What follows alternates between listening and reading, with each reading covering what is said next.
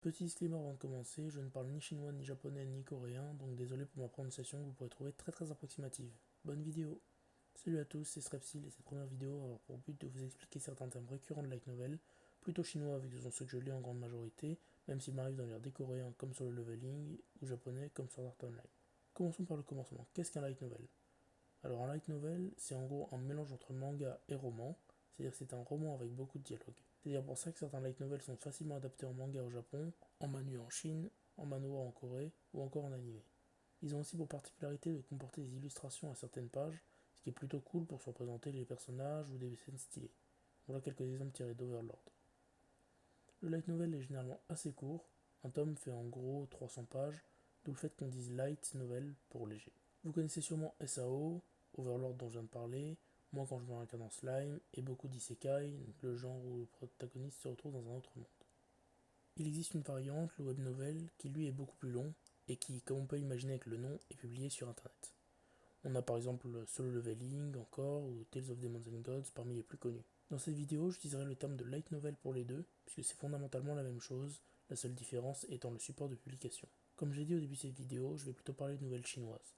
Pour celle-ci, les trois principaux genres sont les wuxia, héros martiaux, les xianxia, héros immortels, et les xuanwan, fantaisie mystérieuse. Pour faire simple, on a les wuxia qui sont des histoires où des humains normaux arrivent à devenir puissants grâce à des entraînements en arts martiaux chinois et par une culture de l'énergie interne ou ki. Ensuite, on a les xianxia, où on trouve de la magie, des démons, etc. et d'autres éléments de la mythologie et du folklore chinois. Généralement, les protagonistes cultivent jusqu'à l'immortalité et recherchent la plus grande force possible. Ces deux premiers genres s'inscrivent dans le Dao, littéralement la voie, et dans notre cas la voie martiale. Enfin, on a les Xuanwan qui sont identiques aux Xianxia, sauf qu'on n'y retrouve pas d'éléments du Dao. Il est la source de toute chose et comprend le yin et le yang. Du coup, si vous voyez ce genre d'éléments, c'est que vous lisez un Xianxia. Parlons justement du yin et du yang. C'est un concept bien connu en surface, mais on ne sait pas toujours réellement ce à quoi ça correspond. Le yin et le yang sont opposés et complémentaires. Ce sont des étiquettes pour qualifier les composantes d'une dualité dans le folklore chinois, comme par exemple la lune et le soleil, les ténèbres et la lumière, Reshiram et Zekrom, bref, vous voyez l'idée. Dans l'univers de ce que vous lisez, vous pourrez remarquer que les héros se rendent dans des sectes. Rien à voir avec les sectes dans le sens religieux du terme, à ce moment on parlera plutôt de culte. C'est plutôt une organisation où l'on pratique les arts martiaux. Il y a un maître de secte et des aînés qui instruisent les disciples, qui y vivent en permanence. Il y a une hiérarchie stricte pour les disciples. On a d'abord les principaux, puis les internes, et enfin les externes. Vous imaginez bien que la plupart du temps, le personnage principal y bouscule cette hiérarchie en montrant un talent ou une force supérieure à d'autres disciples plus importants. Au sein de ces sectes, il y a plusieurs clans, qui sont en fait des familles au sens large. Pour appartenir à un clan, il faut en avoir le nom de famille. En tant qu'héritier, on a accès à des techniques d'entraînement laissées par des ancêtres qui peuvent parfois être très puissantes.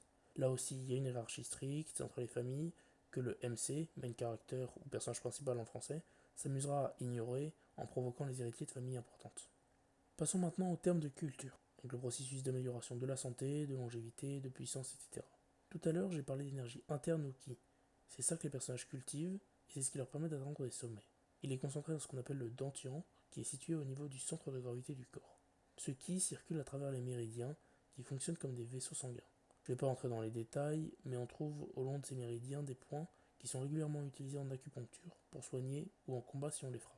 J'aimerais finir avec le principe de face, qu'on trouve bien moins dans notre société occidentale, même si on trouve ce concept un petit peu avec l'expression perdre la face, qui signifie se couvrir de ridicule. La face est donc la réputation d'une personne dans la société et auprès de ses pairs.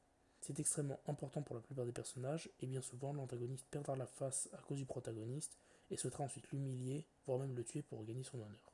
Voilà, ce sera tout pour cette première vidéo, j'espère qu'elle vous aura plu. Il manque probablement des termes puisque ce formidable univers est vraiment vaste. Je ferai sûrement dans le futur d'autres vidéos explicatives. Merci à tous d'avoir regardé, si mon contenu vous plaît n'hésitez pas à liker et à vous abonner, à commenter pour m'aider à m'améliorer, et je vous retrouve la prochaine fois pour une présentation du premier light novel que j'ai lu et qui est sans hésitation parmi mes préférés. Salut!